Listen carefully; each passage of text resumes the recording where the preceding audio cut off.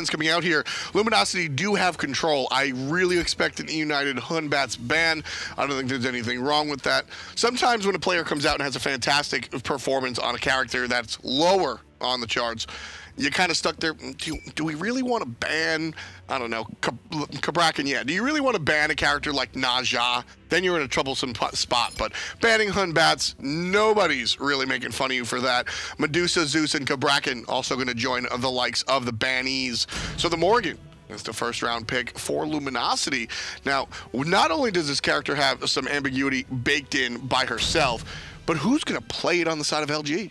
Scary D, Mask potentially, could even be on the form of Baskin in the mid lane, depending on how Luminosity has been practicing this in scrims and what's been working out. Because I guarantee you, a team like Luminosity, they picked the Morgan before practices. They've put her in 4 different positions, I'm assuming, with Barracuda as well, trying her out just for, you know, fun. But either way, we'll wait for the game to start to see. But Hercules Sylvanas, great front line to protect the Morgan. And also, you got to think about the other side totally. Morgan and Hercules, two go-to selections for Benji on the side of EUnited, who's one of the newer players here. But Benji going to do what Maniac has been doing and pick up the Broken God. Osiris will come out one more time in the solo lane. He's had a successful stint so far over there in Europe. We'll see how he translates over to North America. But before I ask for your takes on the first half of the draft, Holy, I want to point out the Athena. Pandavion's Athena has been something that players have talked about for a long time, and although she's not numero uno in the meta right now, Payne certainly can do work with her. Absolutely, especially with Chaos playing the Poseidon yet again. Very confident in his ability despite having a lackluster performance in the previous game, but now it's in the addition of the Athena. You can dash, taunt. It's going to be interesting to see how Payne and Chaos work together in this game. EUnited bans out Thoth, which I think is an intelligent ban. I think that Baskin was handleable, but if that Thoth doesn't get picked in the first half, just toss out the ban. Not too big of a deal. Panda Cat's going to bring out his Cupid. A lot of players have really stepped it up. Emilito's always had the Cupid, and Zapman's always had the Cupid. But we've seen Wowie, who I think has taken the mantle of Cupid. And I think Panda Cat's a little ticked about that. I think Panda wants his Cupid lane back. With the Athena, should be a good matchup for them, forcing the Beast potentially and then allowing the Fields of Love to do work here. And it's Rama and Anhur for Luminosity, so more than likely this Anhur is going to go to Baskin, and then we'll see Rama being playing on Barracuda. So this leads me to believe that Mask is going to be playing the Morgan in the jungle. Very interesting.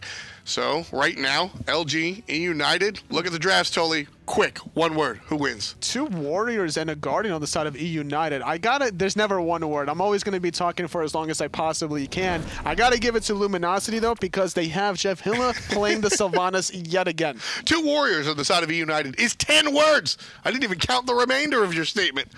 Either way, Toli thinks LG is going to win with this one. Mask will be playing that Morgan in the jungle, and you've got Scary D on one of my favorite skins. I'm sliding into base. I love baseball, Herc, man. I absolutely love it. Look at this. Look at EUnited's positioning, trying to catch off the members of Luminosity. Hey, remember your play from last time? We got you. Mask off. Panda Cat starts the game with the first one this time around. Scary D, though. Benji's in trouble, and he'll be all right. But that right there, that's the type of play that EUnited has made a name for themselves on. If you look at last year, and even the year before that, where Pain Devion has a successful enemy, as they were known then, team, they're successful because of their ability to adapt. This team has made a name for themselves, number 1, on objective calls and secures at odd times, and number 2, on their ability to, all right, that's what you're going to do? Fine. We can change it. We can adjust. They did what Luminosity did last time, but instead of just bringing the solo, they brought the whole damn team over. Scary D in some trouble here. Benji gonna back off as Scary D finds himself about 15% in total. He'll be able to heal that up as he levels, but right now definitely cannot contest for the jungle, but Basket and Mask gonna help him out. They're definitely going to try to contest this objective. Speed buff going on the side of Luminosity. It does go their way, so the invade not in favor of EUnited despite having the numbers advantage. Scary D did have to stay in the way because of those 3 important archers. If you miss that, he's not going to necessarily hit level 2, and without Hercules having the pull-push combination, you're basically doing only half the job, and that's not going to help him out against such an aggressive god as Osiris. So right here in the mid lane, the Anhur selection. I actually like Anhur mid a lot more than I like some of the other Hunter mids.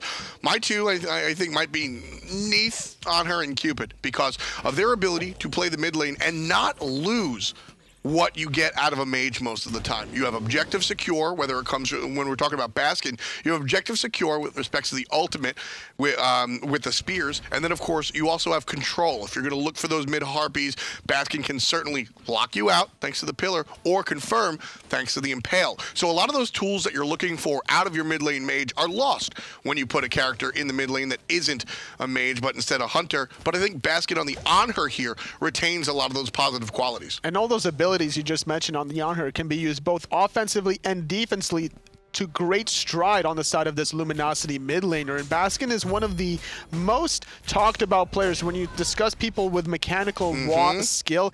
And Anhur is one of these guys that demonstrates that to full effect. Anhur is one of the most mechanically demanding characters around. In fact, when we have the pros come to town and they're playing in lands, whether it's for a LAN or something fun like the Spring Fling, like we'll be doing in a little bit on behalf of charity, you actually see for fun these guys duck into the big room with all the computers, which we lovingly call the icebox because it's always freezing in there, and they'll battle it out 1v1, Anhur v Anhur almost all the time. That's the go-to. Shoutouts to Omega, who filmed Ionic winning one of those 1v1s, and you can catch it on his Twitter. But it's really fun to see how the pros really treat a character like Anhur, and how everybody sort of acknowledges, yeah, man, Pillar and Pales, still hard. The Anhur versus Anhur joust gets very competitive amongst every single pro player. It's always interesting. If you ever had the opportunity to just sit there and listen, you could see some of them even try harder in the Anhur jousts than they do in these SPL games. Absolutely believe it, man. The Anhur, because that's real. That is, everybody even, no jungles, no nothing. It's just 2 deaths or a tower. And the Anhur certainly want. Ooh, look at this play. Riziel and Chaos trying to be sneaky here in the mid lane one more time like they did for First Blood. Chaos drops to Kraken right on top of Jeff Hindla. Doesn't have the Wrath of Terra available, but Veriziel's going to get controlled by Mask. Wonderful transformation in the mid lane. Anhur still dealing damage. There's one ultimate. Down he goes. Baskin answers back, ties the game 1-1 as Luminosity gets one off of their mid lane hunter. Despite doing all that damage onto Veriziel, not electing to chase him was Baskin, doing a great job being very patient, getting the guaranteed kill onto Pain to Beyond instead. Mask beads! Mask beads! Mask made a mistake. He hit his beads. That's so bad. So we saw a mid laner before actually pop his beads, but he's in the jungle, right? This was weeks ago. Mid laner just accidentally fat fingers the beads, pops it, but he's in the jungle. Enemy team has no idea. EUnited watched Mask glow gold. They have every piece of information they need. Mask has to play his next 120 seconds extremely careful because EUnited watched him pop those beads. Pain Deviant is definitely going to have to be on top of that timer, making sure that he finds the dash taunts onto Mask here, playing this mage in the jungle role, which is already a very easy target in its own right, and now without that very important defensive relic, making it that much more sweet and tempting for EUnited to continue their stretch. Timing was almost perfect. Those buffs just spawned, and so Luminosity just took them down. Now, with EUnited seeing the fact that Mask's beads are on cooldown, that's where you want to invade into the jungle. That's where you want to punish the mid lane mage and really make sure that, well, with your beads down, we're gonna punish you. But instead, Luminosity understand the situation, and they go right for those camps. So no cheekiness coming out of EUnited just yet. And to be able to handle the last loss out of EUnited, to be able to kind of get early momentum here, is showing why they're still relatively strong, despite having a lackluster performance to begin the Season 4 Spring Split. We'll head back in game. Sorry about that brief stop. Players need to fix things, and now they're fixed. 1-1. Are our kills, and teams separated by about 1,000, surprisingly. EUnited starting their match off very early, especially in comparison to last time around.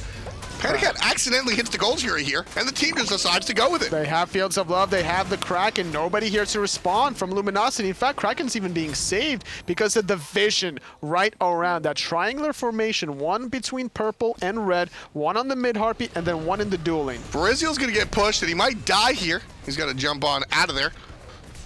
The Jungle Bologna, which we haven't really commented on. A little rare sight, but certainly a positive character. Nice control out of Benji. He is the Osiris with the full passive out. He'll jump out and still have control. Nice dodge, weave, duck, dive. And Benji survives for the moment. How far is Luminosity going to go? They're not going to dive it. Benji right there puts on his dancing shoes.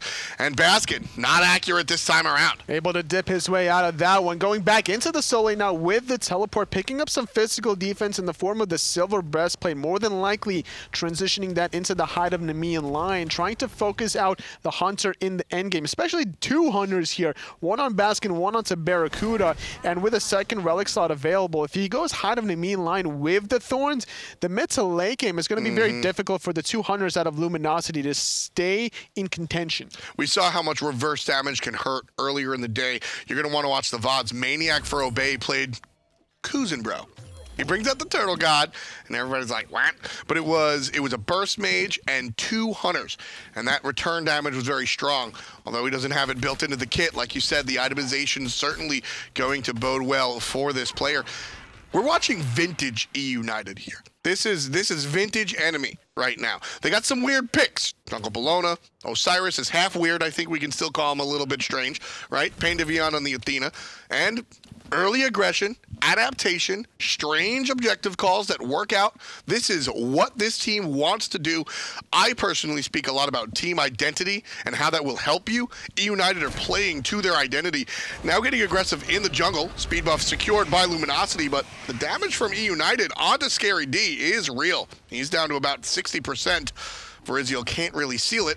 Luminosity take care of their own. That's the second speed buff that was contested by EUnited, but both times around it was Luminosity that actually were able to secure their own speed. And on top of this, Jeff Hinla prevents the taunt from Pain de Vion by using his own ultimate. The Wrath of Terror was used. It seems that Pain de Vion used his ultimate right onto Panic Cat, expecting some sort of team fight. Which is exactly what's going to happen. Veriziel right side takes down Scary D. Here's trouble on the left side. Mask again going for that mid lane on her. Takes him out, but Barracuda puts a dot on him with the ultimate out of the ROM. Well done by the guys on Luminosity. It doesn't work out, but Pain de Vion sees the future right there. He's helping out of the right side with that invade, immediately realizes SMITE 101. When there's too many players on the right side of the map, you go for the left side. With gold security down, Luminosity's only choice is to hit the buffs. Pain ults his Hunter, anticipating that the bad news is going to happen. What they didn't anticipate was that the Luminosity Hunter was actually going to wrap around from the long lane. So that was trouble for Pain and Panda as they got aggressive. But I love the decision making coming out. And this kind of aggression is putting a world of hurt here for Scary D. It's now Benji with a very comfortable 2-level lead, playing this Osiris that's very dependent on Snowball, trying to get these items online to start rotating over the enemy soul laner, and then look for the plays in the team light, because as the game progresses, Benji on the Osiris is going to be less impactful than the Hercules. And right now, that Snowball kind of working out. It's 11-9 just looking at the kills, or excuse me, just looking at the levels there in the solo lane. About a level and a half separating these two players. And Benji traditionally has been very strong on these types of aggressive frontliners. He's the guy that wants to really make an impact and make you remember his name. He's not going to just quietly sit there, play Vamana, and then knock you up once in a while. If he's going to play Vamana, he's going to ult and just walk into your backline. Very much the styles of Maniac that we saw over in Europe today. Definitely the Machine of Salt, having the very comfortable lead, wanting to make sure that despite whatever name he will go by this time around, that you will remember it. But either way, he now has that second relic, and it is going to be the Thorns. But surprisingly enough, instead of the Nemean line, going for the Breastplate of Valor, trying to get a lot of cooldowns available to be very spam-oriented. And to be fair, Osiris can be played a little bit of both. Exactly. And I mean, you know, the more cooldown reduction you have, that's just going to allow that passive to come up even more. Your abilities go out, your passive builds. That's what Benji's after. On the subject of name changes, y'all know that gets me very angry. I don't mind the change from Benj1 to Benji. I think that's okay. So hats off to the solo laner here on EUnited. They're all surrounding the speed buff. They really want to keep Mask down. This player ran the game last time around, so absolutely keep him unfed. This time, Luminosity can't pick up their own speed. It goes to EUnited, who have that spot warded, and that is a very important and necessary ward coming out for the red team. Great job by EUnited. Third time's the charm, finally successful in taking away the speed buff from Luminosity, and more importantly from Mask, who's struggling a little bit. Level 9, 2-level disparity against Verizial, and there was a different case and story in the last game. Taking full advantage of the Soul Lane matchup here is Verizial, and like you mentioned before, we haven't seen too much out of Bologna's in the jungle, and going for a very offensive build with an Icovile makes it very easy to strip some of that physical power away from Scary D, making it less impactful for a turnaround play with that boulder. EUnited have a nice little composition here when it comes to fighting in a spot that of their choosing, right? The Bologna's going to come out with the ultimate, and all of a sudden you have this field that you want to fight in. Down comes the Tether out of the Osiris, and of course the Fields of Love. Forget about the Kraken and the Athena ult. Wherever EUnited want to fight, Luminosity need to walk away. They need to make sure that they walk away from wherever EUnited start the fight. Every fight should be started by the red team, and Luminosity should be looking for a disengage almost every time. Because EUnited, if you fight on their turf, you're just at a disadvantage. Baskin's jump is down. Now coming in is Pain Deviant, forcing out the beat. Slow and steady is EUnited. Great positioning from Benji as well. Because this Gold Fury is being started, they're looking for ways to get these small advantages to try to go for that second Gold Fury of the game here. Nice split coming out from Barracuda, ensuring that the free vision doesn't go to EUnited on the objective. Pain Deviant going to catch Barra backing. Doesn't opt to stop it, instead uses the information to go ahead and start the objective now at the power play. Barracuda back at base, makes it a 5-on-4, starting up the Gold Fury, already down to half HP, taunting Jeff Hindla, Kraken used on the enemy team, down comes Bologna, down come the Fields, down come everything EUnited have. Benji puts down Baskin. That's going to be 2 dead on the side of Luminosity. Baskin is going to head back to base, or the On Her is going to head back to base rather, as EUnited just tear up Scary D. Taunt after the heal, puts him in the ground. Benji gets his second of the game, chasing, zoning, and disgracing Barracuda. Gold Fury goes down. EUnited take the lead. They have the lead. They push it forward. 7K at 13 minutes. It's 5-2. That one play, seeing Barracuda back, is all it took to trigger that Gold Fury attempt, knowing that it was going to be a 5-on-4 for at least 25 seconds or so. That's the time it takes for anyone to go from the fountain back all the way to the Gold Fury, which is the standard movement speed. Using that piece of information from Pain Deviant, he makes the general call. I love that play because I think a lot of, especially Athena players right there, the taunt is it's a decently long range. A lot of players might just stop that back, and that starts a 5-on-5 fight. But instead, Pain comes around the corner and walks away knowing it's a 5-on-4 fight. That was an intentional call to let him back, and that's what allowed EUnited to take the win. And taking advantage of Jeff Hilla, playing level 9 Sylvanas here without the magical defense. He has the sovereignty and the reinforced greaves, which is going to keep him alive against this physical manslaughter combination of the Osiris Bologna, but he doesn't have defenses necessary to deal with the Poseidon. And on top of this, by taking out the Sylvanas support, now you're limiting the sustain options from Luminosity. The longer a team fight lasts, doesn't matter if the Sylvanas is dead. Exactly. That's the key. And that's one of the biggest differences, I think, from not necessarily on team level, but individual level when you're looking at the very top of the pro league versus some other players.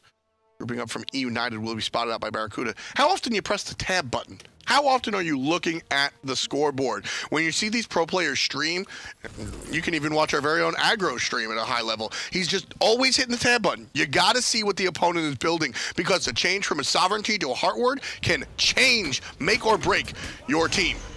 Interesting objective call here. Fire Giant started by EUnited just for the fight. Chaos was invisible in game 1. Now he's hard to ignore. Jeff Hindla pops up too, but EUnited on the chase. Not done yet is Benji diving the backline, having the Athena ultimate. So much damage mitigated. Jeff is going to be the next victim here, trying to escape, but no ultimate available for him to escape that one. 3 quick picks from EUnited, being able to take advantage of Scary D, catching him during the dash. Yeah, this is the EUnited that, if you saw earlier today, I took to Twitter and put out my picks, and I said, look, Luminosity, this is their set. They should 2-0, but if EUnited show up and do what they're supposed to according to their team identity, they absolutely can win this game. This right now, EUnited, we always talk about teams being in the driver's seat. EUnited, they bought the whole highway. They adopted it. EUnited right now, they're above, they're 12K in the lead at 15 minutes. Not a very common occurrence at all in the game of 15 SMITE. minutes? This is a great performance out of EUnited,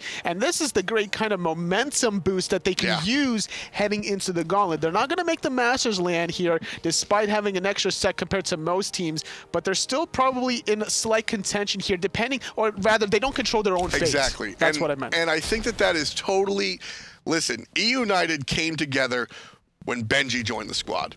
Earlier on, I mean, that solo lane was, it reminded me of Thirst's mid lane, where there wasn't a mid lane in Season 0 for that poor team, and that's why they just didn't have a team to adjust to. So at first you had the coach, Mr. Mackey, which I think everyone, including himself, said, that's not going to work. Then you had Seizures or Aruzis over there in the solo lane, which Benji was just a much better fit, not only because he's a stronger individual player, but because he's played with Pain before. He's played with Chaos before. This is not a random player coming together. This is synergy that has been tried and true already. So I think EUnited started their season halfway through. You got to look forward to the summer split with respects to how this team works out. Even right here, their positioning. The loop around Tolly. Beautiful. And EUnited picks up the objective. Kraken doing a lot of damage out to Scary D. Eagles rallying the back, forcing the beads out of Benji. Nice pull by Scary D, though, on the side, making sure his mid-hunter was still alive. Mask tries to crack in Benji, not going to be enough. Stuck in the Poseidon, he'll dash away, but still in trouble. Nice taunt coming out of the support. Mask gone! Panda Cat gets the credit, and Baskin back in base, playing it safe. EUnited, they're all going to head back to base as they have the portal open. No big deal. They'll be able to respond. Always looking for that right opportunity. Is Pain Devion with his dash taunt. It's doing so much setup for his teammates. Just showing why he's always been such a strong support, taking his Bacchus play into Athena. And like you mentioned, a lot of players speak rather questionably of his Athena play, but there's nothing questionable about this one. No, absolutely not. Absolutely not. I mean, this is just a fantastic performance all around. And to really dissect and get into the nitty-gritty, as EUnited take down the Fire Giant and get ready to push up what looks to be middle lane. The only lane left with towers is going to be the duo, but EUnited opting to, well, they're making their decision right now. I think one of the bigger things for EUnited here is the fact that Verizial has he's accepted his role as the facilitator jungler. I think Bologna jungle is a perfect selection where he can do a little bit of both, but 2-0-7 is how I want to see Verizial play. Once upon a time, Panda Cat took a step back. He disappeared. He went away. Well, he didn't disappear. He had to leave. And so Verizial tried to step up and play these out Kwongs, and that's just not his role in this team. He needs to play more of this facilitator. It also makes sense why he's playing the Bologna here, because if there's ever a warrior that I want against two hunters, there's two gods I'm thinking of. And EUnited have both of them right now on the side of Osiris and the Bologna, which is why they have both of them have 100% kill participation. They've been involved in all of these little skirmishes, and now with these team fights, the reason why Benji didn't go for Height of the Mean Line, because Verizial was going to go for it anyway, and they've been doing a great job showing why these two double warriors are superior to the double hunters. This has been a treat, Tolly. When I want to watch some SMITE, this is what I want to watch. And it's what's so much fun about this for me is that it's not top team versus top team. EUnited have had struggles. Frenzy popped. That means fight. Scary D is popped. Jeff Hindla is gone right after Barracuda. He's going to walk away until Chaos puts him down. Baskin still staying safe. 1, 2, and 1 because usually he's just backing. There's nowhere to back when you're in the throne room. EUnited take out the left side. No towers left on the map. Phoenix is down. Fields of Love popped, and Titan doesn't walk into it. That's a little problematic, but EUnited is still going to continue and clean this one up. Basket pops the Aegis just for now. Jumps on towards Chaos. Impale, basic. Verizial saves his mid laner. And the Titan right now finally going to get focused by EUnited. 13-2. And in just 19 minutes of play, EUnited have toppled Luminosity in dramatic fashion. Wonderful performance by EUnited, losing the last game rather handily, but